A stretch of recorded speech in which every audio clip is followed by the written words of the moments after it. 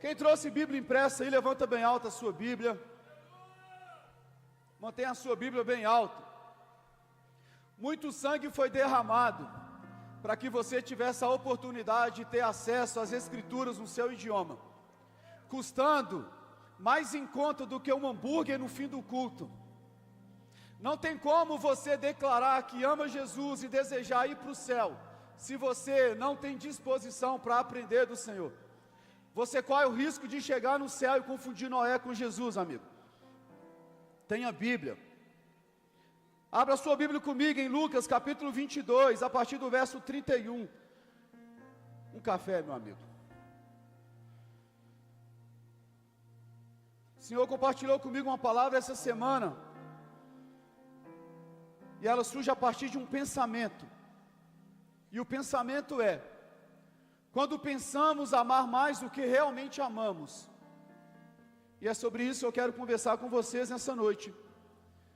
Lucas capítulo 22, nós vamos ler do verso 31 até o verso 34, e depois nós iremos ler a partir do verso 54 até o 62, a palavra de Deus vai dizer o seguinte: Simão, Simão, eis que Satanás pediu para peneirar, quem, gente? Vocês, no plural, como se faz com o trigo. Contudo, eu orei por quem? Você. E esse detalhe é muito importante. Muito importante. Satanás pediu para peneirar toda a equipe apostólica. Jesus intercedeu por Pedro. Por qual objetivo Jesus intercedeu? Para que a sua fé não desfaleça. Quando, porém, você o que, gente? Jesus está dizendo isso para um apóstolo dele, que viria a ser um dos principais da igreja, se não o principal, o fundamento, Pedro. Então, quando, porém, você se converter, faça o que? Fortaleça os seus irmãos. Próximo, ele, porém, respondeu: Senhor, estou pronto para ir contigo, tanto para a prisão, como para a morte. Jesus respondeu: eu lhe digo, Pedro, que ainda hoje, antes que o galo cante, 3 vezes você negará que me conhece. Verso 54.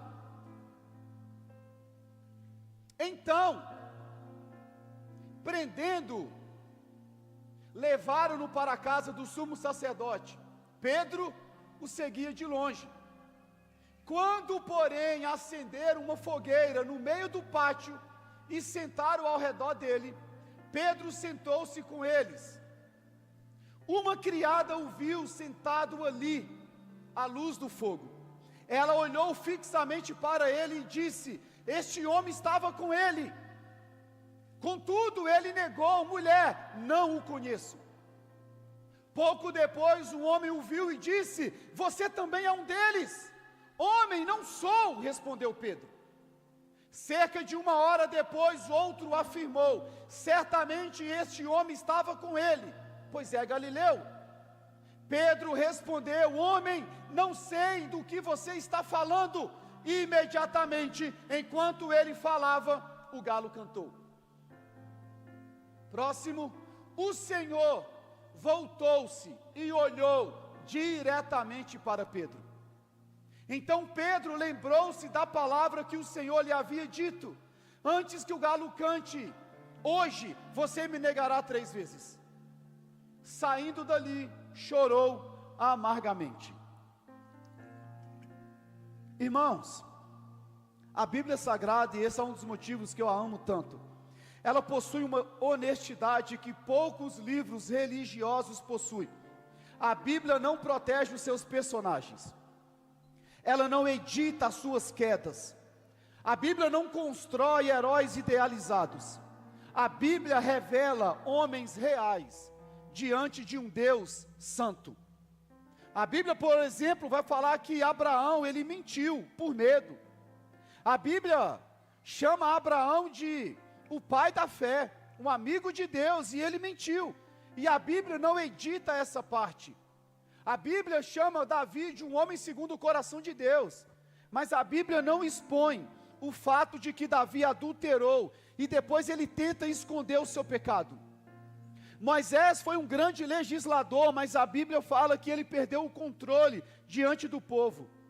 Pedro, um dos principais apóstolos, a Bíblia vai narrar com detalhes quando ele nega Jesus. Irmãos, isso está na Escritura, porque a Bíblia não foi escrita para nos impressionar com homens extraordinários, com homens que nunca erram, com homens impecáveis. Não, amigo, a Bíblia foi escrita para nos confrontar com a realidade do coração humano e revelar a profundidade da graça de Deus. Irmãos, entre todos os discípulos, talvez nenhum seja tão representativo da nossa experiência espiritual quanto Pedro. Pedro ama Jesus. Pedro, ao receber o convite de Jesus, ele larga as suas redes, abandona o barco, abandona a profissão para seguir Jesus. Pedro não só presencia, como ele vive milagres extraordinários. Pedro vê Jesus multiplicar pão e peixe. Pedro, ele anda sobre as águas. Pedro, ele tem pescarias gloriosas. Pedro é o primeiro discípulo a confessar claramente quem Jesus é. É Pedro que, tendo uma revelação de Deus, ele vai dizer: tu és o Cristo, o Filho do Deus vivo. Mas Pedro também, ele é como nós, porque ele fala antes de pensar. Pedro é impulsivo. Pedro é precipitado, irmãos. Pedro, ele reage antes de discernir. Pedro, ele promete fidelidade antes de compreender a própria fragilidade. Pedro é sincero, mas ainda não é maduro. Pedro ama, mas Pedro não ama como ele pensa que ama. E talvez aqui nós tenhamos uma das maiores tensões da vida cristã. Porque existe, amigo, presta bem atenção, uma distância entre aquilo que nós falamos e aquilo que nós fazemos. Existe uma diferença gigantesca entre o culto, a performance que nós entregamos para Jesus em um domingo à noite, do que aquilo que nós fazemos para Jesus de segunda a sábado. Existe um abismo aqui, amigo. Existe um abismo. Tem um abismo entre aquilo que nós falamos e aquilo que nós vivemos. Irmãos, essa tensão, ela existe por quê? E Pedro é como nós, porque ele pensa possuir uma fé que ainda não foi provada. Pedro, ele pensa ter uma fidelidade que ainda não foi exigida. Pedro, ele pensa em ter uma maturidade que ainda não foi formada pelo Senhor. E é exatamente nesse ponto que a narrativa de Lucas nos conduz. Porque antes da queda de Pedro acontecer, Jesus, ele revela algo que Pedro ainda não consegue enxergar. A peneira da vida. O texto que nós lemos, ele vai dizer o seguinte, no verso 31 e 32. Simão, Satanás pediu para peneirar vocês como trigo, mas eu orei por você, para que a sua fé, ela não falhe. Irmãos, Jesus aqui revela algo que normalmente nós não vemos, porque existe uma realidade invisível acontecendo. Paulo vai dizer que a nossa luta não é contra carne nem sangue, é contra principados e potestades nas regiões celestiais. Existe uma batalha espiritual envolvendo aqui, nesse momento, a vida dos discípulos. Satanás, ele pede para peneirar todos, e a peneira daquele tempo era usada para sacudir o trigo, até que aquilo que não tinha peso fosse separado.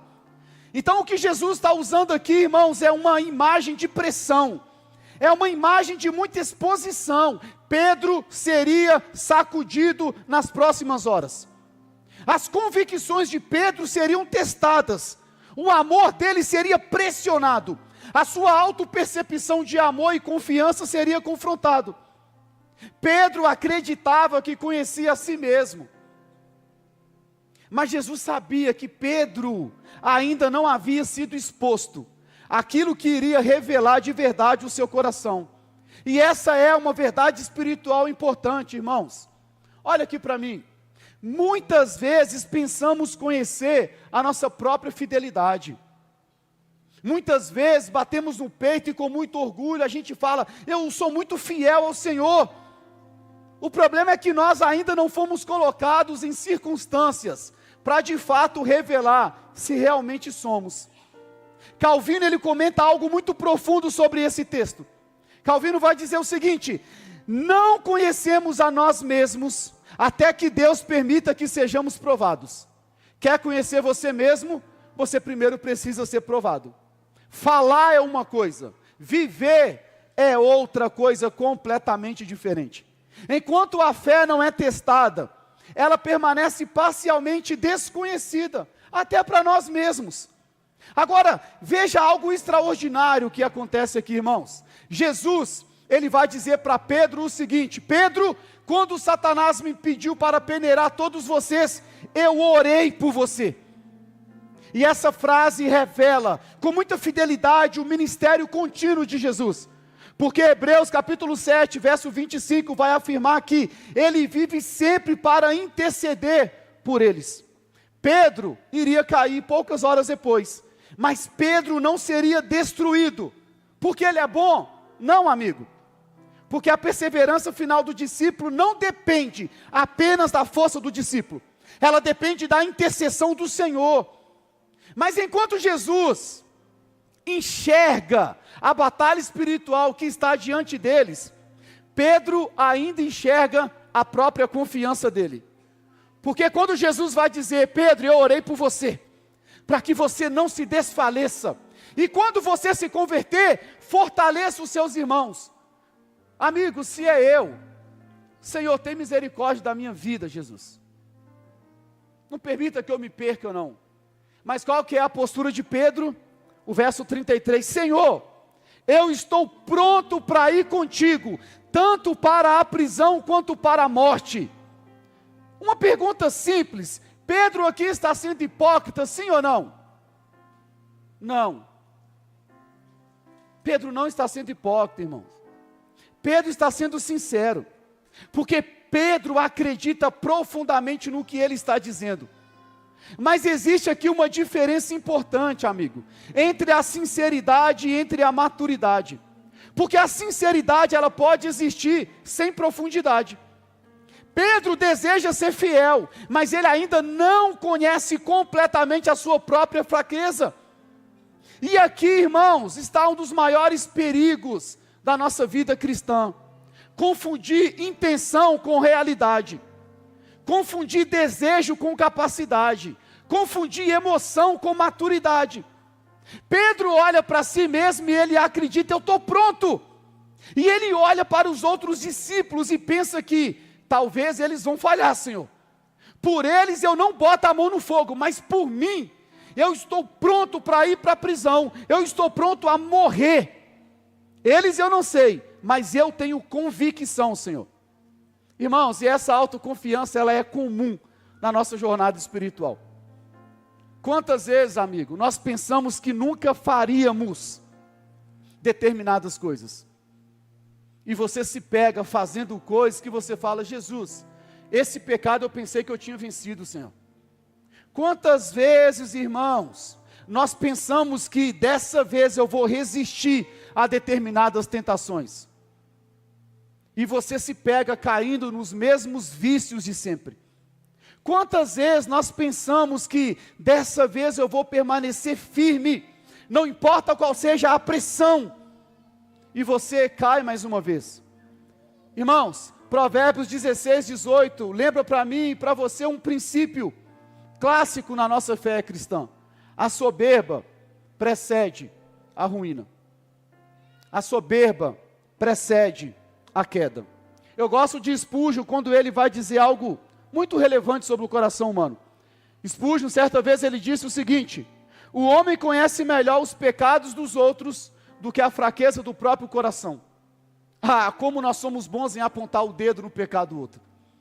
Como nós somos bons em usarmos lupas para potencializar o pecado do outro. E como nós somos ruins em expor de forma vulnerável e sincera diante do Senhor a fraqueza do nosso próprio coração. O problema nosso talvez seja o mesmo de Pedro. Pedro ainda não conhecia a si mesmo. E isso vai ficar evidente poucas horas depois. E é aqui que nós vamos encontrar uma outra tensão que acontece na nossa vida espiritual, amigo. Pedro ama Jesus, irmão, sim ou não? Sim, Pedro ama Jesus, irmãos. Mas Pedro não ama Jesus como imagina amar. Aqui está o centro da mensagem. Eu não tenho dúvida que todos nós que estamos aqui amamos Jesus. Mas talvez nós não amamos Jesus na intensidade em que nós falamos que nós o amamos. Pedro acreditava que possuía uma fé sólida. Mas a fé de Pedro ainda era frágil. Muito mais do que ele imaginava. Pedro acreditava que ele possuía maturidade espiritual. Mas a maturidade espiritual de Pedro ainda estava em formação, irmãos. Existe uma distância, amigo, existe uma distância gigantesca, amigo, gigantesca, entre aquilo que nós pensamos a respeito de nós mesmos, e sobre realmente quem nós somos, irmãos. Quantos de nós pensamos que, pastor, eu tenho uma fé inabalável, na primeira pressão, irmão, tu se perde. Pastor, eu tenho uma coragem, mas a sua coragem nunca foi exigida. Pastor, não importa qual seja a pressão da vida, eu ainda continuarei fiel ao Senhor. Isso dura até o primeiro diagnóstico, amigo, chegar na sua porta. E o desespero tomar conta da sua vida e você questionar a fidelidade de Deus. Ah, Senhor, eu sou muito generoso. Isso dura até a primeira fase de escassez bater na sua porta. E você começa a medir a sua generosidade por matemática, irmãos. Pedro acreditava que morreria por Jesus. Mas algumas horas depois ele não conseguiu confessar Jesus. Confessar que conhecia Jesus diante de uma criada. Quantos de nós, ao entregarmos a nossa vida para o Senhor, Senhor, eu estou disposto a abrir mão do que for preciso para te servir. A gente não consegue abrir mão nem do pecadinho de estimação, amigo. Senhor, eu estou disposto a fazer o que você me pedir, mas me usa, eu quero me comprometer com o ministério.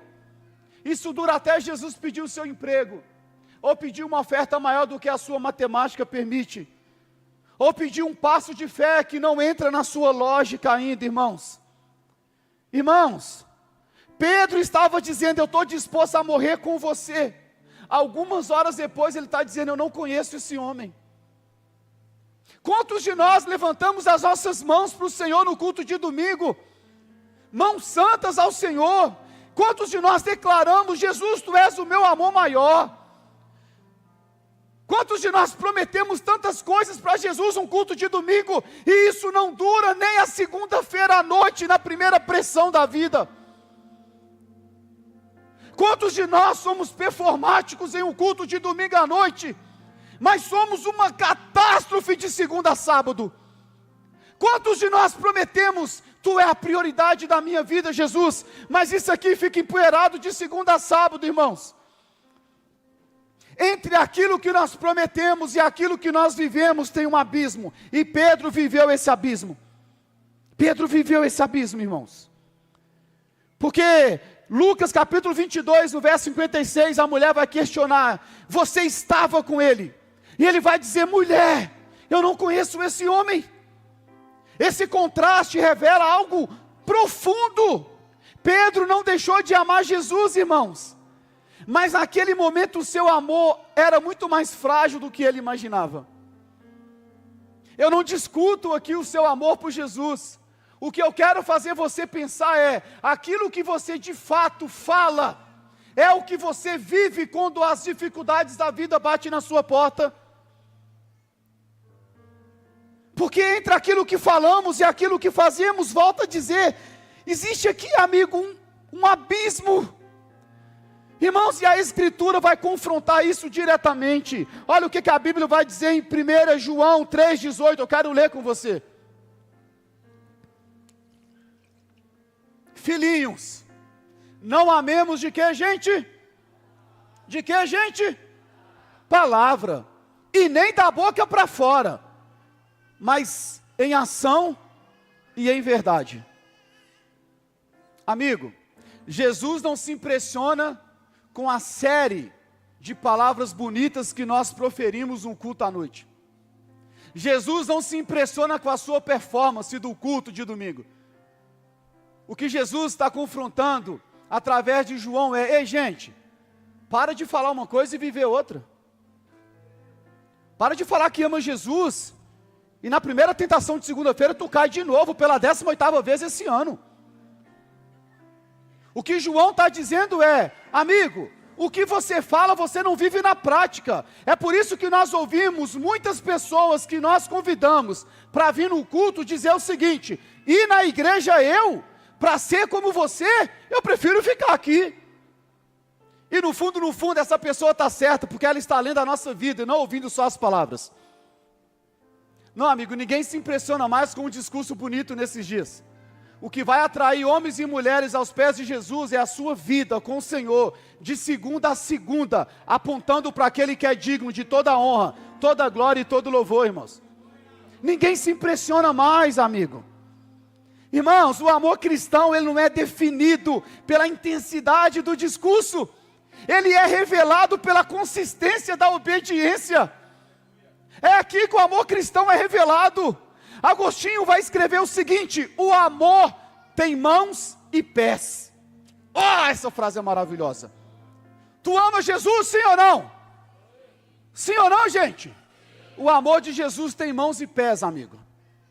Então o amor dele amanhã te fará tocar em quem você não quer tocar. O amor de Jesus te levará em lugares em que você não vai querer ir. Porque o amor de Jesus, ele tem mão e ele tem pé.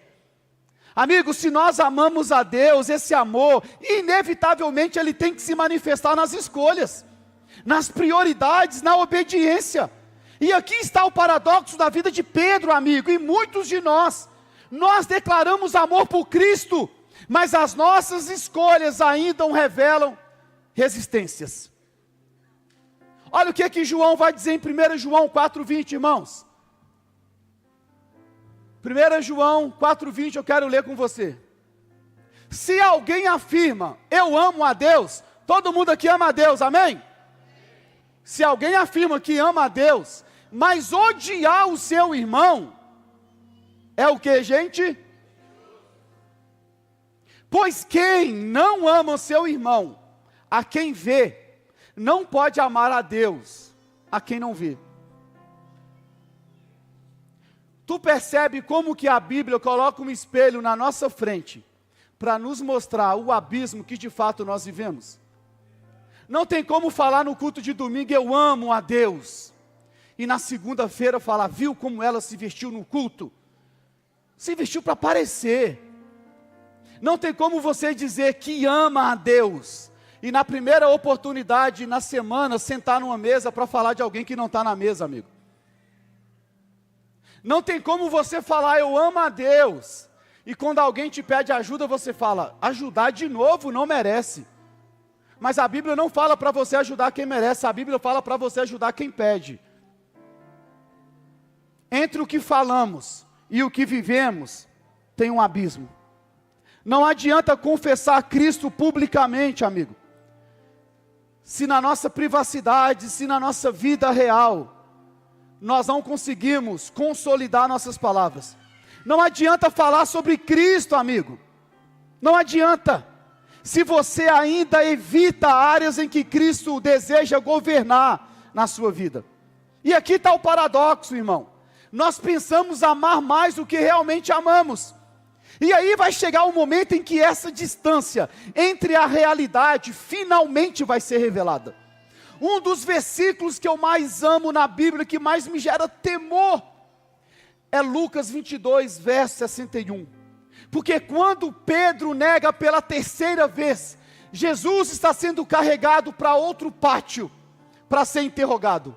E a Bíblia fala que o olhar de Jesus, ele cruza com o olhar de Pedro.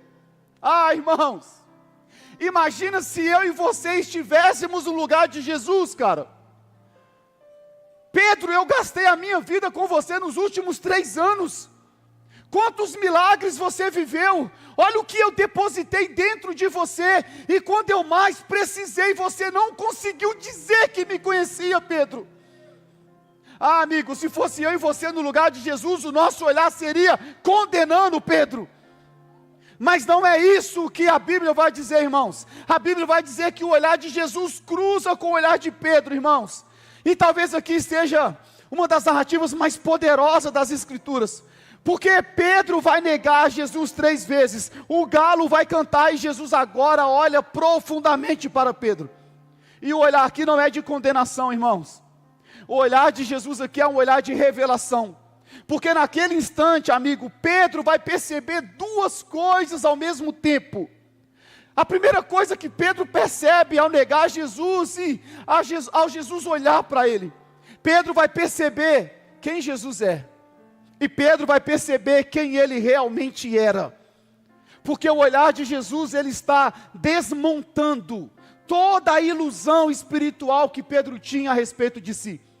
Pedro agora está enxergando a distância entre aquilo que ele falava e aquilo que ele demonstrou. Entre a fidelidade que ele prometeu há poucas horas antes. Estou disposto a morrer por você, Jesus. E entre a fidelidade que ele sustentou. E Lucas termina dizendo o seguinte: Pedro saiu dali e chorou amargamente. E esse choro aqui, ele é teológico, irmãos. Porque não é um choro de tristeza, é um choro de revelação, amigo. Tomás de Kempis escreveu que o verdadeiro conhecimento de si mesmo gera humildade. Quer se tornar humilde? Conheça você de verdade. Quanto mais você se conhece, mais humilde você se torna. Porque você vai entender que quão ruim você é e quão necessitado da graça de Deus você é, amigo. Pedro finalmente está se vendo. E quando o homem finalmente se vê, ele agora começa a amadurecer. Irmãos, quer amadurecer no Senhor? Se veja. Veja quão ruim você é, amigo. Veja quão ruim você é, amigo. Quer amadurecer? Olha para dentro de você. Ah, irmãos, como nós somos ruins.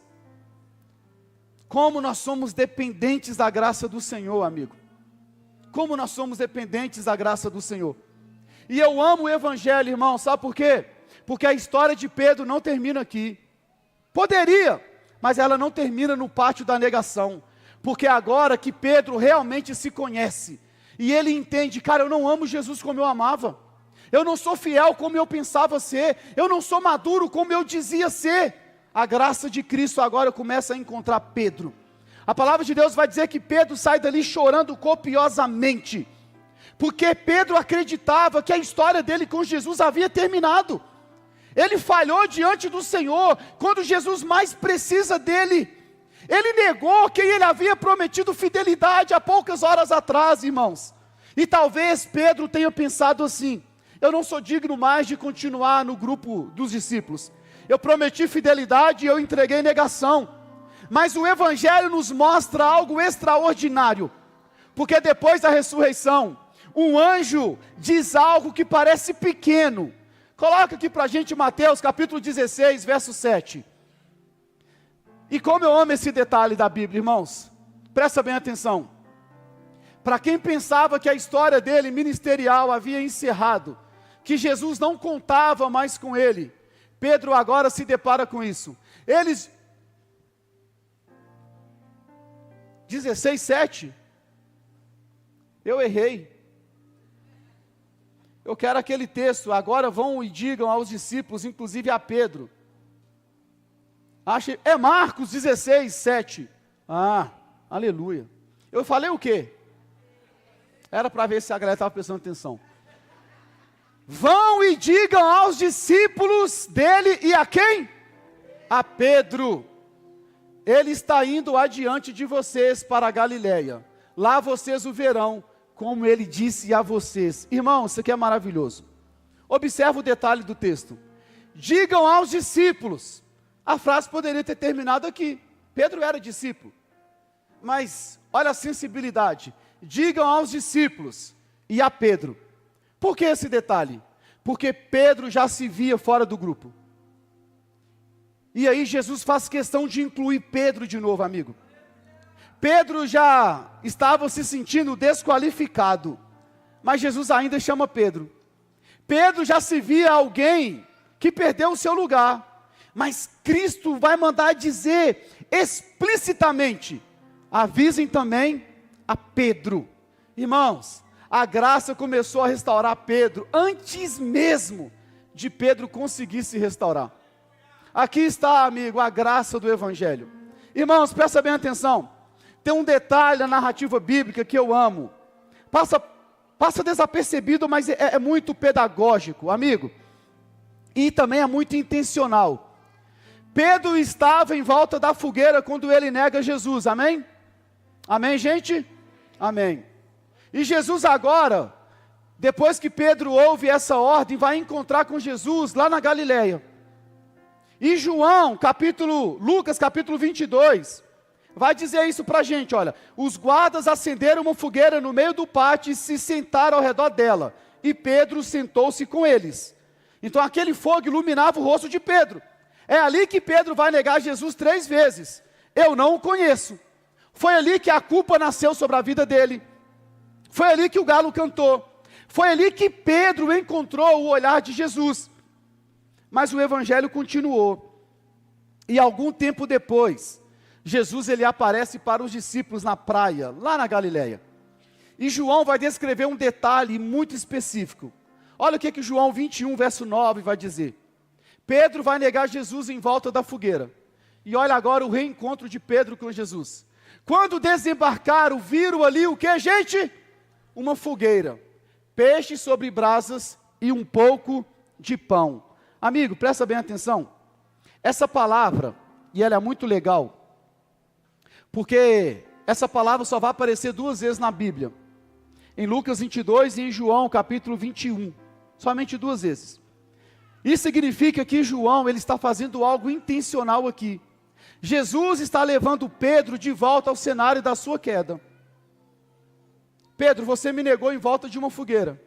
Eu estou te convidando a me encontrar de novo em volta de uma fogueira. Imagina quantos gatilhos não foram acionados na memória de Pedro. Só que Jesus leva Pedro para o cenário da sua queda, não para humilhá-lo, mas para restaurá-lo, amigo. Porque o lugar da negação se torna agora o lugar da restauração de Pedro.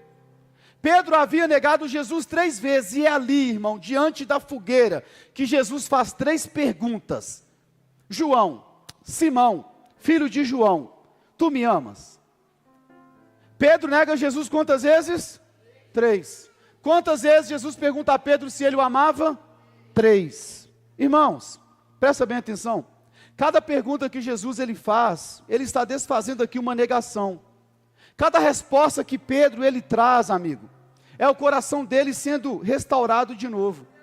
Agostinho vai dizer o seguinte a respeito dessa cena: a língua que negou por medo foi restaurada pelo amor. Isso aqui é muito glorioso, amigo.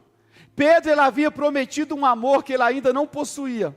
Agora ele responde com humildade: Senhor, tu sabes de todas as coisas. Pedro, tu me amas? Senhor, tu sabes de todas as coisas. Agora não tem mais autoconfiança na vida de Pedro. Agora não existem mais bravatas em Pedro. Agora o que existe é apenas um homem totalmente dependente do Senhor. O Pedro que prometia lá atrás morrer por Jesus desapareceu, amigo. O Pedro que disse: eu estou disposto a morrer e ir para a prisão, ele agora não é mais capaz de dizer isso. O que existe agora é somente um Pedro que sabe que precisa da graça do Senhor. Jesus ele não evitou o lugar da queda de Pedro, amigo. Jesus vai levar Pedro de volta para lá, irmãos. Sabe por quê, amigo? Porque às vezes a graça de Deus, ela nos conduz exatamente nos lugares onde nós falhamos. Exatamente. Isso é desafiador, mas é pedagógico. Jesus não nos leva para esses lugares onde nós erramos, para nos condenar, para nos expor, mas é a fim de nos restaurar. E esse homem que foi restaurado, amigo, nessa fogueira, ele nunca mais foi o mesmo. Lembra que Pedro, ele vai dizer para Jesus: eu estou disposto a morrer. Mas ele nega pouco tempo depois. Irmãos, a história de Pedro continua. E é importante você perceber esse detalhe, irmãos. Porque se a vida de Pedro terminasse na narrativa de Lucas 22, Pedro seria apenas lembrado como discípulo que falhou. Mas o Evangelho continua. O Evangelho é um convite para homens e mulheres improváveis. O Evangelho é um convite para homens e mulheres pecadores como eu e você. Homens e mulheres que um dia estavam mortos nos seus delitos e pecados, mas que fomos encontrados pelo Senhor. O Evangelho é para homens e mulheres imperfeitos, irmãos. Esse homem que pensava ser o cara e que agora ele consegue se enxergar. Como eu sou ruim, Senhor. O Evangelho alcançou ele, amigo. E algum tempo depois nós vamos encontrar Pedro de novo. Agora não mais diante de uma criada em volta de uma fogueira. Agora nós vamos encontrar Pedro diante do Sinédrio. Diante das mesmas autoridades religiosas que haviam condenado Jesus. E dessa vez aqui a pergunta não é pequena. Agora existe uma pressão real, risco de morte, uma ameaça pública. Porque agora o Sinédrio vai proibir Pedro de pregar no nome de Jesus. Porque agora Pedro, depois que o Espírito Santo foi derramado, Pedro agora vai pregar. Irmãos, milhares de pessoas entregam uma vida para o Senhor. Agora Pedro, João, eles são presos. E o Sinédrio, no outro dia pela manhã, vai ameaçar eles de morte, vai dizer: vocês estão proibidos de pregar, de falar que vocês conhecem Ele. E qual que é a resposta agora de Pedro? Atos 5, verso 29, eu queria ler com você. Como que a graça de Deus restaura um homem.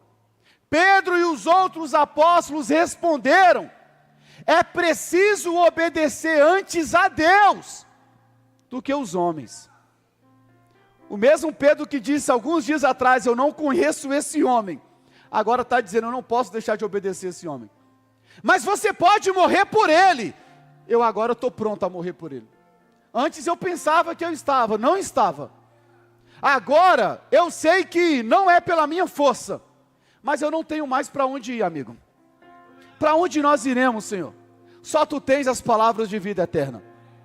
Esse Pedro agora que foi encontrado pela graça do Senhor e que foi restaurado, amigo, ele agora não foge do martírio, ele agora não foge da perseguição, não foge das consequências, amigo. O mesmo Pedro que teve medo de ser associado por Jesus, agora ele está enfrentando o mesmo tribunal que matou Jesus. A pergunta é: pastor, o que aconteceu com Pedro? Irmãos, Pedro amadureceu. Mas esse amadurecimento não nasceu da autoconfiança, nasceu do quebrantamento, amigo. Nasceu do olhar de Cristo, nasceu da restauração, amigo. O mesmo Pedro que prometeu morrer com Jesus ainda não estava pronto, mas o Pedro que chorou amargamente, ele começou a ser transformado. E aqui existe uma grande diferença entre os dois. O primeiro Pedro confiava em si mesmo, o segundo confiava em Cristo. O primeiro Pedro prometia fidelidade, o segundo Pedro simplesmente permaneceu fiel. John Stott, ele vai dizer algo sobre essa transformação. O fracasso de Pedro não foi o fim de sua história, foi o instrumento que Deus usou para curar a sua autoconfiança. Pedro precisou cair para ele aprender algo essencial. Ele não era tão forte como imaginava, mas Cristo era muito mais fiel do que ele pensava. Deixa eu dizer uma coisa para você. Eu espero que você não caia para você aprender essa lição, porque você não é muito mais forte do que você imagina. Mas eu tenho plena convicção de uma verdade: Cristo é muito mais fiel do que você pensa a respeito dele. Muito mais fiel, irmãos. Irmãos, eu caminho para o final, mas talvez a história de Pedro, ela nos confronte com uma pergunta muito honesta. Será que o amor que nós pensamos ter por Cristo é o mesmo amor que as nossas atitudes demonstram na segunda-feira? Será que a fé que nós declaramos é a fé que nós iremos sustentar quando as pressões da vida bater na nossa porta? Será que a maturidade que nós imaginamos possuir realmente vai resistir quando a peneira da vida começar, irmãos, a nos sacudir? Deixa eu dizer uma coisa para você, amigo. Para de pensar a respeito de si, mais o que você realmente é. Irmãos, sai desse lugar de pensar, como eu sou maduro. Sai desse lugar de pensar, como eu conheço Bíblia. E agora fica arrotando uma arrogância de querer humilhar outros que ainda não conhecem o mesmo que você, amigo. Sai desse lugar de achar que você é forte o suficiente, irmãos. O Evangelho não é para gente forte, amigo. O Evangelho é para gente fraco, irmãos. Porque é na nossa fraqueza que o poder de Deus, ele é revelado, ele é manifesto. Irmãos, Pedro descobriu algo glorioso. Ele não era quem ele pensava ser. E talvez essa conclusão precisa pairar sobre a vida de muitas pessoas aqui. A começar por mim. Nós não somos quem nós pensamos que de fato somos.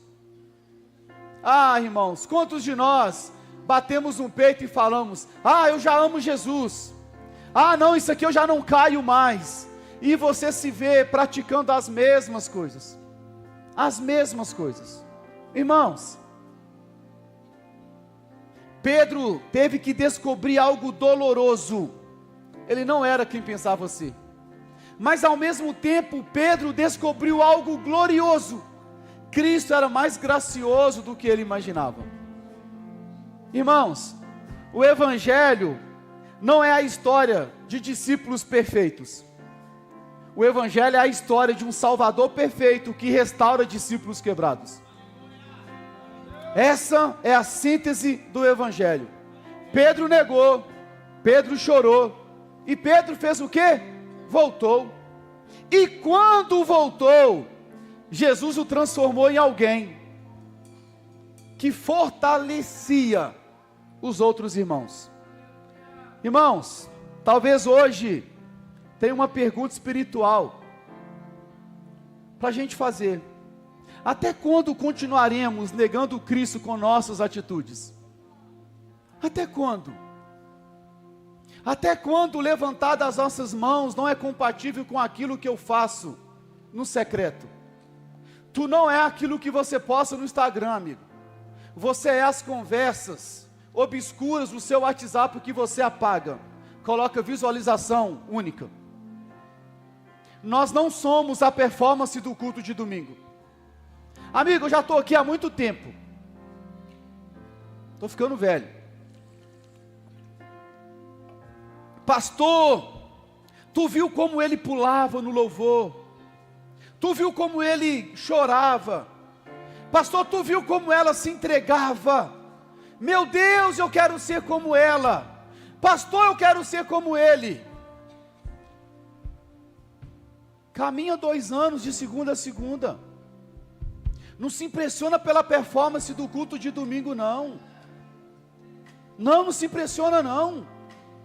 Pede para abrir o celular e olhar todas as conversas de WhatsApp. Pede para desbloquear todos os sites que você tem senha. Coloca dentro do seu carro para caminhar com você 1 semana. Não, irmãos. Se nós não impressionamos o irmãozinho do lado, nós não estamos impressionando Jesus, que está em todos os lugares. Não, amigo.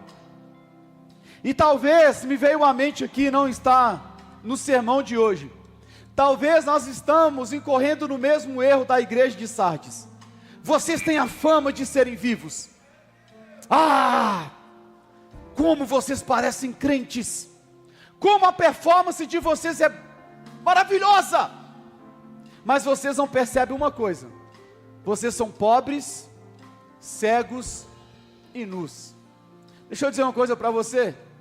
Se Jesus não sustentar você, você não dura nem mais 1 semana a sua caminhada com Cristo, amigo. Se você não se ancorar completamente na graça do Senhor, você não cruza a linha de chegada, irmãos. A sua performance não vai sustentar você nessa jornada. A sua teologia não vai. Irmãos, a misericórdia do Senhor, ela é a causa de não sermos consumidos, amigo. Irmãos, presta bem atenção. Quando é que nós vamos permitir que o olhar de Cristo revele realmente quem nós somos.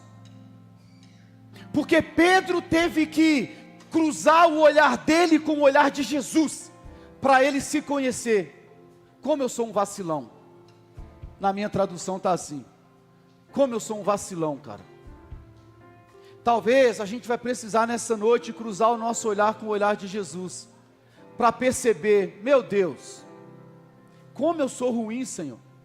Como eu pensava ser maduro e na verdade como eu sou imaturo. Irmãos, queria te convidar a ficar de pé, nós vamos orar ao Senhor.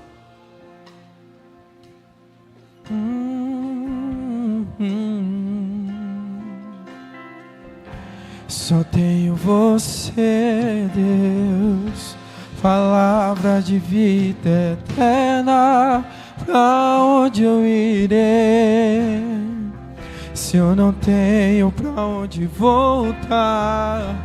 Só tenho você, Deus.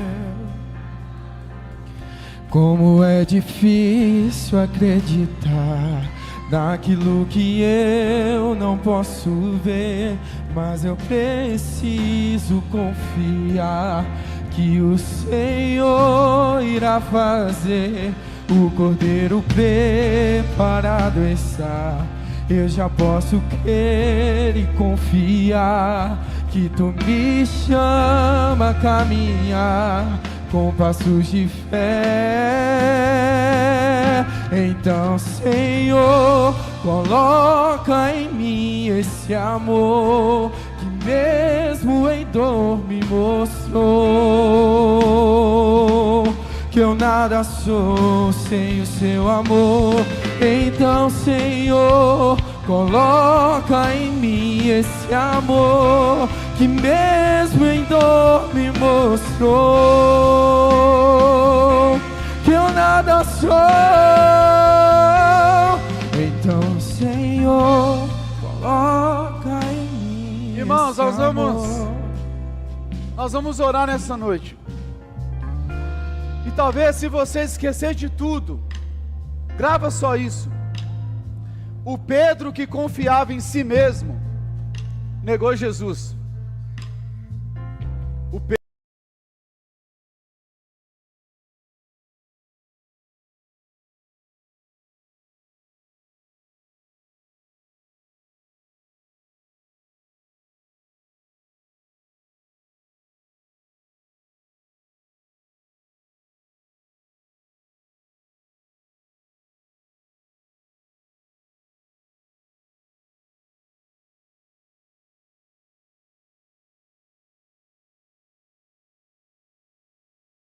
do orgulho nessa noite, toda a tentativa de produzir justiça própria, toda a falsa espiritualidade,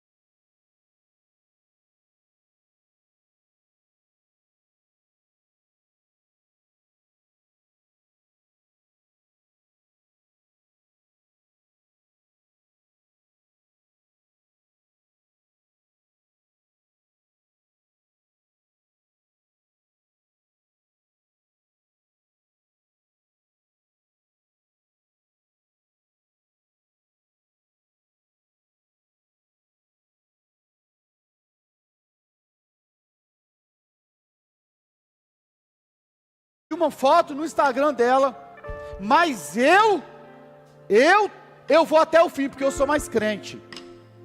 E aí o seu olhar vai precisar se cruzar com o olhar de Cristo, para você perceber que se não for Cristo sustentando você, você não dura a primeira pressão da sua vida. Você não dura a primeira pressão da sua vida, amigo. Eu quero orar nessa noite por você. Queria te convidar por um instante a fechar os teus olhos. Parecer que a gente é crente. Senhor, talvez nós tenhamos chegado aqui como Pedro, Talvez nós já experimentamos milagres aqui. Pedro experimentou milagres. Pedro viu, Senhor, pão ser multiplicado. Pedro andou sobre as águas. Talvez nós batemos no peito e nos orgulhamos. Nós fomos o primeiro a ter uma revelação. Foi eu que disse: Tu és o Cristo, o Filho do Deus vivo. Ah, Senhor, talvez muitos de nós aqui já somos dinossauros de igreja. Já temos 20, 30 anos que caminhamos com o Senhor. E talvez a gente pense o seguinte: eu já vi tudo. Eu já sei como que o culto acontece. Eu já sei para que lado a palavra vai. E agora eu me tornei alguém que fica investigando o culto, tentando encontrar defeitos. Eu não tenho mais a humildade de uma criança para me entregar no culto. Ah, Senhor, talvez nós olhamos para quem está do nosso lado e nós estamos dizendo: o outro eu não sei, pecador, como é que consegue vir no culto de domingo? Eu sei o que você fez essa semana. E nós achamos mais santos do que quem está do nosso lado, Senhor. Nós ainda não nos conhecemos, Senhor. É por isso que nós nos achamos superiores aos outros. E quando nós vamos para as Escrituras, nós vamos ver o apóstolo Paulo dizendo: eu nem sou digno de ser chamado apóstolo, e ainda que seja, eu sou o menor dos apóstolos. E nós ainda estamos batendo no peito e arrotando santidade, Senhor. Tem misericórdia de nós, Jesus. Tem misericórdia de nós, que às vezes nós confiamos no nosso talento, Senhor. Ah, como eu canto bem. Ah, como eu prego bem. Ou nós confiamos naquilo que nós temos. Ah, eu tenho recurso. Ah, eu tenho network. Ah, eu tenho uma posição relevante. Ai de nós, Senhor. Porque a soberba, ela precede a ruína. A minha oração nessa noite é que o olhar de Jesus, ele cruze com o olhar de todos nós aqui. E que nós realmente possamos nos conhecer. E talvez, se tiver sinceridade em nós, nós iremos dizer nessa noite: Senhor, se não fosse o Senhor, meu casamento não estaria até aqui. Se não fosse o Senhor, eu não estaria aqui hoje, Senhor. Jesus, se não fosse o Senhor, quantos livramentos você me deu, Jesus, sem eu ao menos perceber. Quanto cuidado o Senhor demonstrou por mim, Jesus. É por isso que não foi nenhum de nós que escolhemos o Senhor nessa noite. Foi Ele que nos escolheu, foi Ele que nos amou primeiro. Ele que veio ao nosso encontro, quando nós ainda estávamos mortos em delitos e pecados. Senhor, tire de nós esse pensamento de pensar a nosso respeito mais do que somos. O que é que nós somos, Jesus? Nós somos filhos, dependentes de um Pai amoroso, que carece da sua graça, da sua fidelidade. Se o Senhor não fizer, nós nada poderemos fazer, Jesus. Nada. Até a nossa oração, se não for batizada com humildade, o nosso jejum, se não for batizado com humildade, nada disso será aceito pelo Senhor. Arranca de nós essa performance, Jesus. Arranca de nós essa tentativa de impressionar você. Arranca de nós essa falsa percepção que nós temos. Quem nós somos, Senhor? Pecadores que estavam mortos, indo para o inferno, mas que foram encontrados pelo Teu amor. Quem nós somos, Senhor? Quem nós somos? Nós somos barro, nós somos pó, e para o pó nós iremos voltar, Jesus. E nós estamos brincando de servir ao Senhor, dentro de pouquíssimos anos, se comparado a toda a eternidade que nós teremos contigo. Senhor, nos dê clareza, nos dê um batismo de humildade e maturidade, Senhor. Não nos faça trocar, Senhor, poucos anos nessa terra por uma eternidade com aquele que era, que é e que há de vir. Nos fere com temor essa noite, Senhor. Quem nós somos? Pecadores carentes de um Deus misericordioso. Ah, Senhor, tem misericórdia de nós, Senhor. Tem misericórdia de nós, Jesus. Meu coração, com uma ferida. Nós clamamos essa noite, tem misericórdia de nós. Ensina-me a clamar e a suplicar, até que o Senhor venha.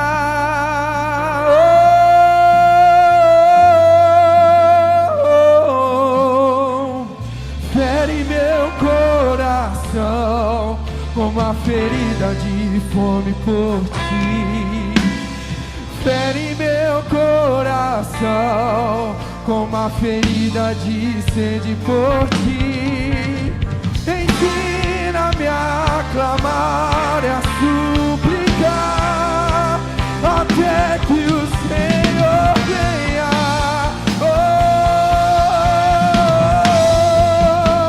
Até que o Senhor venha. Até que o Senhor venha. Até que o Senhor venha.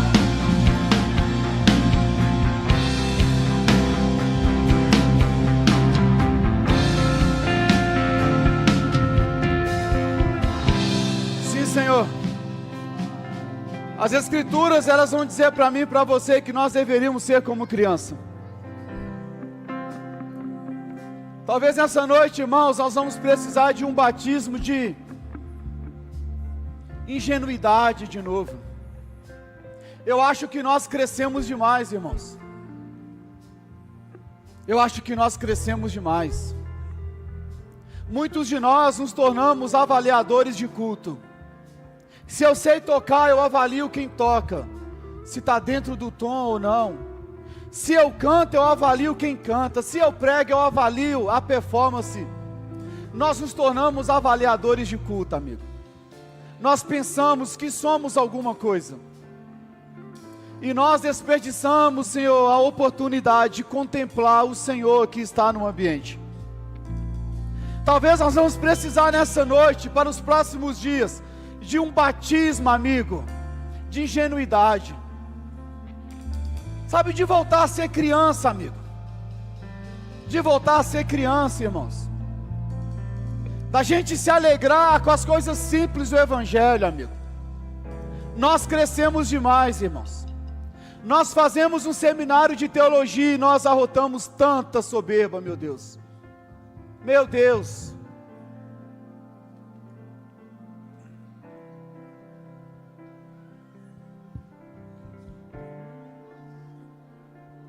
Ah, Senhor, como nós precisamos que o Teu olhar cruze com o nosso, Jesus. Porque isso vai mostrar para a gente quem realmente nós somos. Senhor, quem nós somos, Jesus. A minha oração nessa noite é que essa semana o Senhor revele para cada um de nós quem nós somos. Quem nós somos, Senhor. Porque quanto mais conhecimento eu tiver a meu respeito, mais necessidade eu vou ter da Tua presença, Jesus. Mais necessidade eu vou ter da Tua presença. Senhor, eu oro para aqueles que são casados aqui, Jesus. Que eles possam entender que é o Senhor que realmente tem sustentado a nossa casa. Senhor, eu oro para aqueles que estão solteiros, Jesus. Que no tempo certo, com a pessoa certa, eles possam iniciar um relacionamento. E que o Teu nome seja glorificado. Eu oro por aqueles que se relacionam e ainda não casaram, Senhor. Até quando nós iremos dizer, Te amo, Jesus, no domingo? E nós iremos transar na segunda e na terça-feira, Jesus? Até quando a nossa atitude vai ser desvinculada daquilo que nós falamos, Senhor? Ah, Jesus, nos fere com santidade. Não permita que nossas reuniões sejam uma reunião de hipocrisia, Jesus. Esse é um lugar de pecadores, mas pecadores sinceros. Jesus, se o Senhor não me ajudar, eu não vou conseguir. Eu preciso do Senhor, porque na força do meu braço eu não vou conseguir. Que a vida de Pedro sirva para a gente como exemplo nessa noite. Eu não quero terminar o culto dessa noite, Senhor, fazendo barulho. Eu não quero terminar o culto dessa noite, Senhor, emocionando ninguém. Eu quero terminar o culto dessa noite trazendo sobriedade sobre nós. A nossa performance não impressiona Jesus. O que fará com que eu e você de fato permaneçamos é a nossa atitude diante do Senhor. Eu oro para que essa semana você possa amar mais Jesus, amém? Eu oro para que você possa ler mais Bíblia essa semana, amém? Eu oro para que você ore mais essa semana. Eu oro para que essa semana você morra mais um pouquinho para Cristo governar mais a sua vida. Amém, irmãos? Eu oro por uma semana de sobriedade sobre nós. Eu oro por uma semana de maturidade sobre nós. Que essa semana o olhar de Cristo cruze com o nosso olhar. Que essa semana Jesus, Ele mostre para mim e para você quão dependente da graça dEle nós somos. João capítulo 15, verso 5. Sem mim, vocês, nada. Tu não pode fazer nada sem Jesus, amigo. Nada. Eu oro para que você tenha a melhor semana da sua vida, amém, irmãos? Mas se você não tiver a melhor semana da sua vida, que você possa responder em um nível de fidelidade que você ainda não experimentou no Senhor. Porque nós não servimos Jesus por aquilo que Ele pode nos dar. Nós o servimos por quem Ele é. Então, se a semana for boa, Cristo seja glorificado. Se a semana for ruim, eu ainda permaneço fiel, porque o Senhor continua sendo bom. Eu oro por uma semana onde homens e mulheres vão amadurecer. Afinal de contas, Jesus não está voltando para buscar uma creche. Ele está voltando para buscar um exército, amigo, de homens e mulheres maduros. Que a nossa atitude ao longo dessa semana possa testemunhar que Cristo é o Senhor da nossa vida. Que as pessoas, quando cruzarem comigo e com você, possam desejar o Cristo que nós carregamos. Eu oro que o nosso testemunho essa semana seja o mesmo testemunho de Filipe para Natanael. Nós encontramos o Messias. De onde ele é? Da Galileia. Pode vir alguma coisa boa de Nazaré? Vem e veja. Vem e veja, amigo. Vem e veja o que Cristo fez na minha vida. Vem e veja a minha devoção pelo Senhor. Vem e veja a forma que eu cuido da minha família. Vem e veja a forma que eu cuido da minha esposa. Vem e veja o que nós estamos vivendo no Senhor. Nós não vamos impressionar mais ninguém com palavras, amigo. A partir de agora é uma vida de devoção ao Senhor. Que a sua semana seja gloriosa, essa é a minha oração. Que Jesus possa enviar pessoas até você essa semana. E que você tenha uma palavra de Cristo sobre a vida dela. Que você tenha um direcionamento para a vida dessa pessoa. Que você seja as mãos e os pés do Senhor ao longo dessa semana. Eu oro que você não seja simplesmente o alvo do amor de Cristo, mas que você também de fato possa manifestar o amor que te alcançou. Que a sua semana seja gloriosa, essa é a minha oração por você. Vá em paz, que Deus abençoe você, sua casa, sua família, no nome de Cristo Jesus. Até o próximo domingo.